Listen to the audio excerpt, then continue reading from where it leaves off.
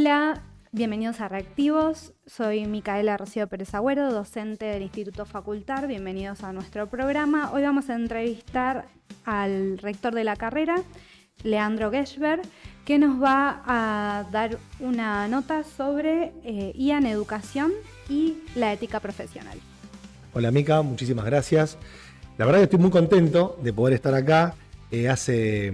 Hace rato que tenemos este proyecto de poder llevar adelante este programa en nuestro propio canal de streaming. Vamos a decir streaming, no sé si es streaming exactamente porque en realidad lo hacemos grabado, pero en esta edición pudimos sostener en el tiempo este producto que llevó muchísimo tiempo planificar y del que vos sos parte desde el primer momento, así que muy agradecido también de poder no solamente estar en este sueño cumplido y además juntos, ya que sos parte de este equipo. Muchas gracias por la invitación.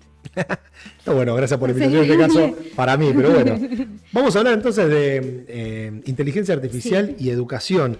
Quiero que me digas, quiero que empecemos para ver qué es la inteligencia artificial, la IA que todos conocemos, para empezar, y después cómo se utiliza en el ámbito educativo. Perfecto, vamos charlando un poco de cada cosa. A mí me interesa hablar un poco sobre inteligencia artificial y en particular inteligencia artificial generativa. Inteligencia artificial hay para muchas cosas. Aparte es un término que tiene muchísima historia porque surge, hace 80 años tal vez, con Turing, como una especie de intentar simular la forma del pensamiento humano. Hoy la verdad es que la inteligencia artificial no simula el pensamiento humano, pero en algunos puntos hasta podríamos decir que lo supera. Lo que pasa es que lo hace de una manera absolutamente diferente, ¿no? No podríamos hablar de pensamiento en inteligencia artificial porque en general y en rasgos generales está preentrenada de una manera más bien estadística, es decir, va tomando, de acuerdo a ciertos términos que uno necesita, el término que le continúa estadísticamente más probable, con lo cual está muy lejos del pensamiento del ser humano, que si bien no se conoce a ciencia cierta, muy profundamente cómo se genera ese pensamiento humano, sabemos que no es un método estadístico, ¿no? Es algo más general y muy complejo. Y por supuesto mediado por cuestiones más eléctricas y químicas, bueno, muchísimo más complejo que lo que hace la inteligencia artificial. Y en particular la inteligencia artificial generativa, que es muy interesante y muy atractiva, actualmente se está utilizando para muchísimas cosas, justamente porque da esta especie de parecer como que está creando. Y realmente hay cierta creatividad en esa inteligencia artificial. Pero lo que hay seguro, hay generación. Es decir, lo que se preentrena es una cantidad de contenido y de conocimiento general del mundo. Y luego la inteligencia artificial, a partir de estos métodos estadísticos, lo que va haciendo es regenerar los conceptos que uno le va pidiendo. Entonces, en general, se confunde muchas veces el término IAG como inteligencia artificial general, que es otra cosa, es algo de uso más corriente, con la IAG, inteligencia artificial generativa. Son dos términos que muchas veces utilizan la misma sigla, no debería ser IA-gen, por ejemplo. Pero esa inteligencia artificial generativa justamente lo que hace es crear nuevas llamadas, nuevas propuestas en cada una de los pedidos que uno le hace, a través de lo que luego van a hacer los prompts, ¿no? Esa manera de comunicarse. Y es interesante porque esto es lo que hace que sea para muchas personas muy atractivo. Parece que te está hablando realmente. Si le haces 2 veces la misma pregunta, no genera 2 veces la misma respuesta. Que es lo que suele pasar con los algoritmos tradicionales, antiguos, donde estaban preprogramadas las respuestas. Acá no está preprogramada la respuesta. Lo que está es preentrenado el contenido y la respuesta se va a generar a raíz de estos mecanismos que son más complejos. Hay algo que se llama tokenización o tokenización de cada uno de los términos. Es bastante complejo, la verdad, y muy interesante. Y por supuesto decía muy atractivo porque, claro, una parte está en esta simulación de lenguaje, que es algo súper novedoso. Si hablábamos de esto hace 18 o 20 meses atrás, no era tan masivo. Y actualmente a través de incluso la generación de imágenes, de videos hasta de personas que parecen reales. Y realmente eso es generado también. Así que todo eso es parte de esta inteligencia artificial generativa. Genial. ¿Y cómo se aplica en el ámbito académico? Está complicado, ¿no? Es cuestionable para mí, pero quiero saber qué herramientas nos puede dar y qué cosas no se deberían hacer, por ejemplo. Yo voy a compartir, vos tiraste para mí es cuestionable, para mí también es cuestionable, pero es cuestionable por diferentes cuestiones, por diferentes aspectos, mejor dicho, para no ser redundante. Lo primero tiene que ver con qué es lo que pasa con el uso masivo. Esto se va masificando y me da la impresión que se genera como una especie de profecía autocumplida de la carencia de contenido. Es muy extraño porque el ChatGPT, por ejemplo, es el más conocido de todos.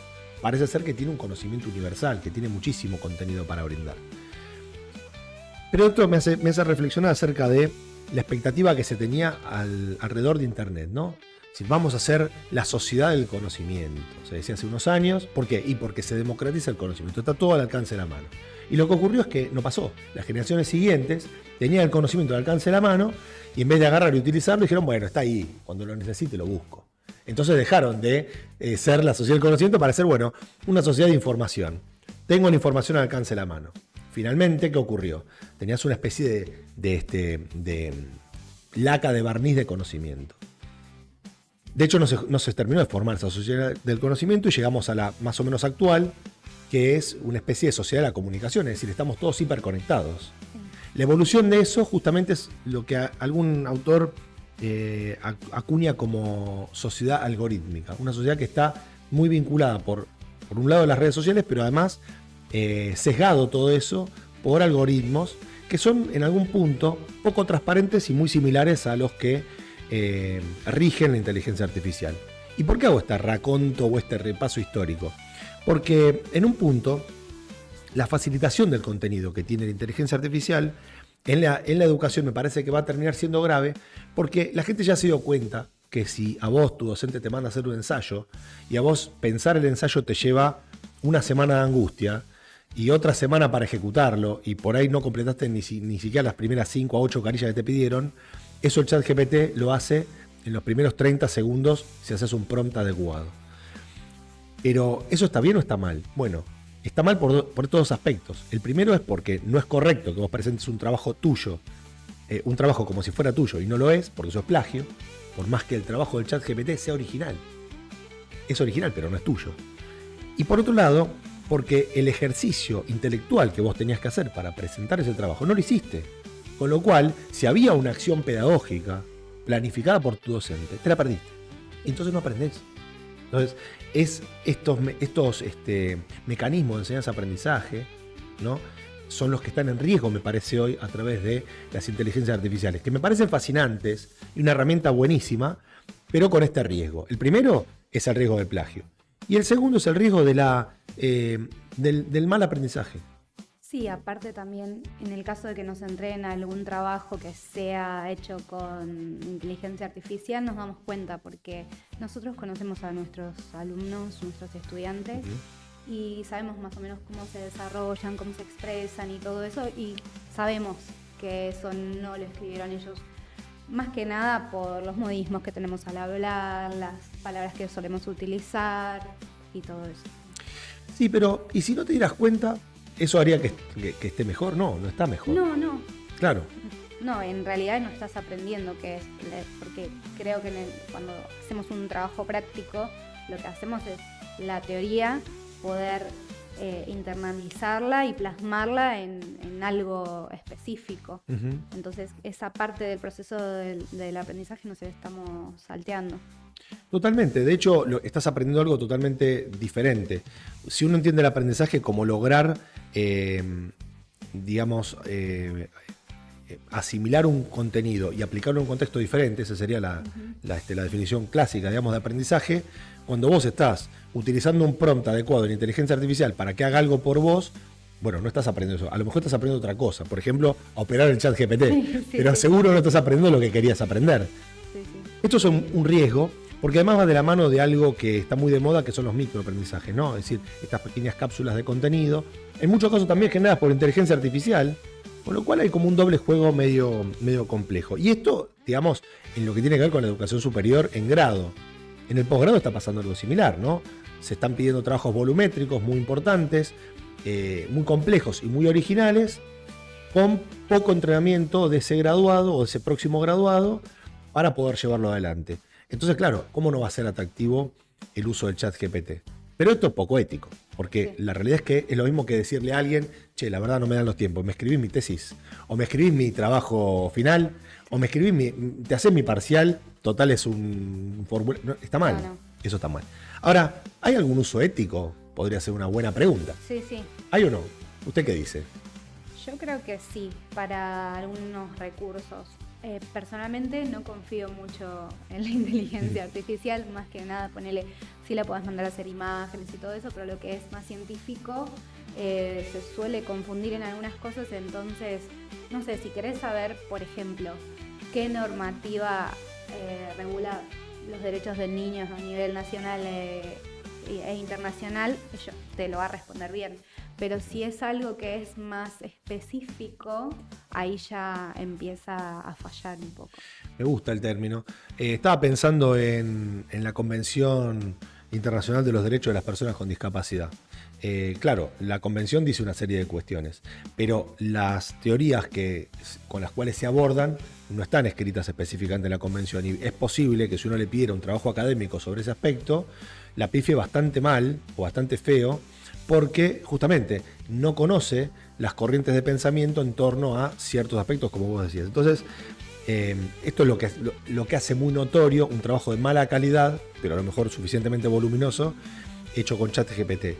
Ahora, la realidad es que uno podría decirle a alguien, bueno, úsalo con ciertos reparos. Por ejemplo, si no sabes nada de un tema, no te conviene usarlo para preguntarle. Pero si sabes mucho de un tema, te puede ser una herramienta muy productiva, porque vos podrías filtrar los errores que sí lleva adelante.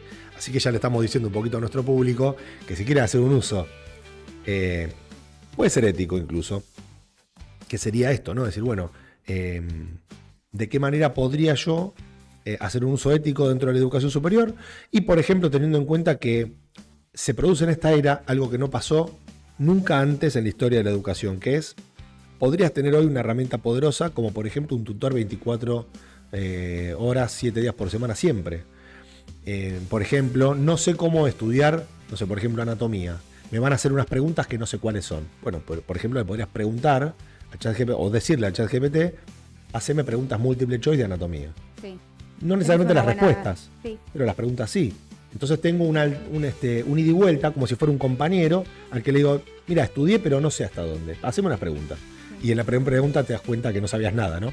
Bueno, acá lo mismo podrías hacerlo con el ChatGPT. Bueno, y si le vas preguntando distintas cosas sobre el mismo tema, esa inteligencia artificial se va entrenando. Entonces, por ejemplo, yo te cuento un caso. Una compañera estudia fonoaudiología y le cuenta lo que va aprendiendo y también le pide preguntas y todo eso. Pero después es como que va guardando todo eso que ya le enseñó, vamos a decir, y después, si tiene alguna duda de algo, como que le responde en base a esa información que ya había recibido de ella. Eso está bueno. De todas maneras, lo que va aprendiendo es local, ¿eh? Eso no va al general, lo cual por el momento me parece que es correcto, para que no se genere el efecto del preguntados. ¿Te acordás el juego Preguntados? No sé si lo llegaste a jugar alguna vez, fue muy famoso en Argentina, pero un juego de preguntas y respuestas con preguntas limitadas, obviamente. Sí. ¿Cuándo se arruinó? Cuando dejaron que la gente cree sus propias preguntas. Las preguntas estaban mal hechas, las respuestas eran pobres, y algo podría ocurrir en este empobrecimiento del contenido o cuando se masivice el ida y vuelta de las preguntas y las respuestas. Porque no es cierto que todos los humanos tienen un gran conocimiento que aportarle al ChatGPT, pero lo que sí tiene, que inteligentemente podría ser relevado, es la construcción de significados. Es decir, yo no necesito ser un erudito de un tema para que mi voz tenga alguna relevancia. No es necesario ser un gran filósofo, a lo mejor es la construcción de un significado, un simbolismo y la empatía. Estas 2 o 3 cosas hoy no las tiene, probablemente en un futuro sí lo tenga, pero me parece es algo interesante de trabajarlo. La construcción de significados es algo que hoy no me parece que pueda hacerlo. El entrecruzamiento de contenidos más filosóficos, por ejemplo el diálogo entre autores, que esto es algo muy de las ciencias sociales, de las humanísticas, no lo hace muy bien. Es lógico, no tiene contexto para eso todavía. En algún momento probablemente sí lo haga. tampoco fue programado para eso. Volvemos a que es un tema, es una modelización del lenguaje. Con lo cual, lo que sí hace perfectamente es para lo que fue construido, ¿no? Tener una charla amena, nutritiva en términos de algunos contenidos, y no mucho más que eso. Si uno le pide resolución de problemas matemáticos, suele tener errores. Cuanto más complejos, probablemente más. Ahora, si vos le pedís desarrollo de explicaciones sobre cómo resolver, eso lo hace muy bien.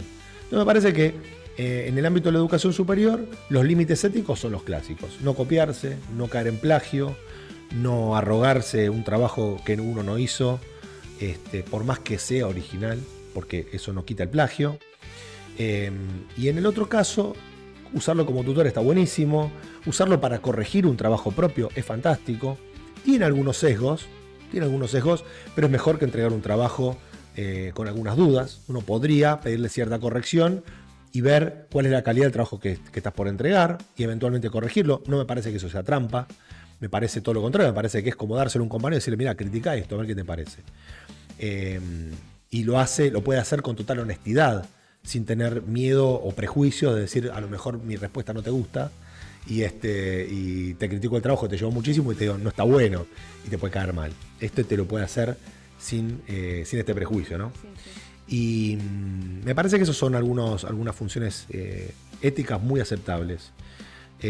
Vuelvo a decir, me parece que el riesgo más grande está en la falta de contenidos a los que se pueda llegar o lo que puedan llegar las próximas generaciones educativas. Claro, hoy estamos en un punto de inflexión donde muchas veces se está incluso denostando la importancia de estudiar una carrera, ya sea una carrera de pregrado, una carrera técnica como las que brindamos nosotros o una carrera universitaria. Y entonces yo como corolario no puedo evitar decir que para mí la educación sigue siendo ese vehículo de ascenso social con el que soñaban los inmigrantes que llegaron a nuestro país, incluso los habitantes anteriores, y me parece que sigue siendo hoy ese único vehículo de ascenso social que tiene la clase trabajadora y sus hijos para poder acceder a mejores trabajos mejor remunerados. Con lo cual, mi consejo es, más allá de inteligencia artificial sí o inteligencia artificial no, estudiar, preocuparse, formarse uno, no comerse el verso de las microcredenciales. A mí me parece que las carreras y en su formación general son realmente muy útiles. Mejor si uno las puede terminar, pero si no ocurre, también vale la pena haber pasado por esas aulas, conocer gente, conocer docentes, conocer contenidos. Nadie sale igual que como entra en la educación superior. Es transformadora y es transformadora desde el punto de vista social. Con lo cual, ese es mi consejo. Sí, te da otras experiencias, compartir con otra gente que no es la de tu ambiente, te hace intercambiar ideas, te hace crecer personalmente. Así que sí, la educación terciaria y la universitaria es como muy importante para el desarrollo de nuestra vida y hasta de nuestra personalidad también a futuro. Nos puede abrir la cabeza a nuevos proyectos. Yo quería preguntarte qué tipos de inteligencia artificial recomendás, o sea, algunos determinados aparte de ChatGPT, está bueno, como para que los estudiantes utilicen y compartan. Buena pregunta. Mira, ChatGPT es como el más general, el más utilizado, que es de OpenAI. Además es interesante porque surge como un proyecto de software libre. A mí me gusta mucho el software libre como emancipador, ¿no? Como soberanía digital, me parece que es interesante para nuestros países, pero no es la única que hay, como vos bien dijiste. Está Gemini, que pertenece a Google. Tenés Claude, se escribe, también anda muy bien. Por eso es un poco más limitada que ChatGPT, pero anda bastante bien también. Y después hay otras que en general son pagas. Y después tenés inteligencia artificial para casi lo que quieras. Generación de imágenes con DALL-E, que es DAL-E. Generación de música completa con letra y todo, con Suno.com o Suno.ea, porque son dos distintas y se robaron el nombre entre sí. Ahora hay una competencia tremenda entre generadores de inteligencia artificial. Y después, a descubrir, porque todos los días aparecen algunas nuevas. Estaba pensando que hay algunas que hacen directamente presentaciones digitales al estilo de PowerPoint. No me gustan mucho, pero se hacen. Sí, y hay algunas apps que capaz que vos podés armar tu PowerPoint, pero después los efectos y las transiciones y todo eso lo podés hacer con IA. Y también la edición de videos, le podés agregar el diálogo y todo eso. Bueno, de hecho, la última versión de PowerPoint ya incorpora no solamente al diseñador que tenía antes, le incorpora inteligencia artificial para hacer un refreshing. ¿Por qué? Porque Microsoft también tiene la propia, que es Copilot. Bueno, Copilot también anda muy bien, está integrada a casi todos los productos de Microsoft, incluyendo el navegador Edge. Estaba pensando algunas que no tienen mucho que ver con nuestras áreas que son de la salud, pero por ejemplo Blackbox, que es un copiloto virtual también para programación, y lo hace bastante bien. Por supuesto siempre son limitados. Yo no estoy seguro que sean limitados porque realmente lo son, sino porque lo han limitado para ir introduciendo el tema. Pero realmente la programación con los copilotos virtuales andan muy bien. Además, la verdad que ahorra mucho tiempo, entonces las correcciones también se hacen muy rápido. Nuevamente, ¿esto es bueno? No lo sé. ¿Va a robarse un montón de trabajos?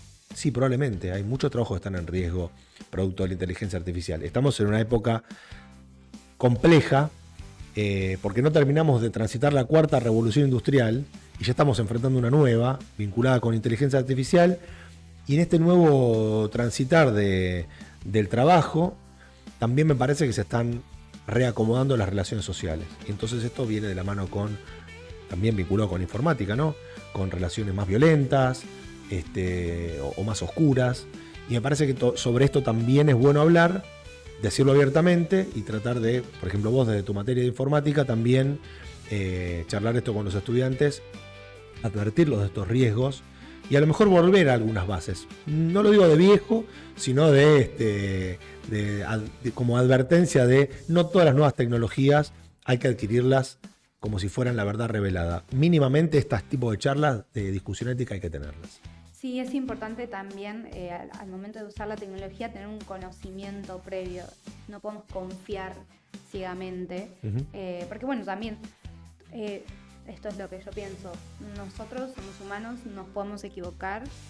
Nosotros los humanos creamos todo lo que es la tecnología, entonces así como nosotros podemos tener errores, la tecnología también puede tener errores y está todo reflejado. Entonces siempre hay que abordar esas herramientas con pensamiento crítico y analizando todo lo que vamos a presentar. Por ejemplo, si queremos usarlo de como ayuda para un trabajo, bueno, si yo sé sobre esta materia, me ayudo con esto, pero cuando tengo el trabajo y le pedí que me redacte algo que necesitaba, tener pensamiento crítico, leer, corregir, ver si realmente expresa lo que yo quería expresar, y ahí recién, pasando una serie de filtros, confiar en eso. Sí, y pienso que la educación es parte de la solución siempre, ¿no? Porque vos decías conocer bien de qué se trata. Cada vez más vamos a ver a la inteligencia artificial metida en diferentes ámbitos. En el ámbito de la guerra, hoy tiene una influencia muy alta, muy alta. Es decir, muchas contramedidas incluso son directamente resueltas por una inteligencia artificial. Por un ejemplo. Pero desde el punto de vista de los estados, también cada vez más se ve hoy y se va a ver cada vez más tomas de decisiones centradas en diferentes tipos de algoritmos preentrenados de inteligencia artificial. Pero si uno no está involucrado sobre esto, no ejerce plenamente el derecho democrático de decir, bueno, ¿cómo está construido este algoritmo? Esto de los algoritmos oscuros que decía antes, ¿no? Yo no sé bien cómo está hecho, no sé qué me está ocultando. Efectivamente, hay un ocultamiento. Cuando algunos dicen la inteligencia artificial carece de perspectiva de género. No es que carece exactamente de perspectiva de género. Algo tiene, porque patea medio al medio. Tengo algo para decir de esto. Por ejemplo, ahora salió una inteligencia artificial que le hicieron acá en la UBA, Olivia creo que se llama, que tiene como perspectiva de género. Lo que se cuestionaba era eso. En realidad, si vivimos en una sociedad que es patriarcal, lo que le enseñamos, eso es lo que le enseñamos, y ellos van a como reproducir lo que nosotros le enseñamos. Exacto. Por eso no es que las respuestas que me dan no tienen perspectiva de género. Es exactamente sino que eso. Reproduce la sociedad que ya existe. Bueno, yo tengo un trabajo publicado sobre unos cuestionarios administrados a 5 inteligencias artificiales sobre perspectiva de género. ¿Y qué ocurre?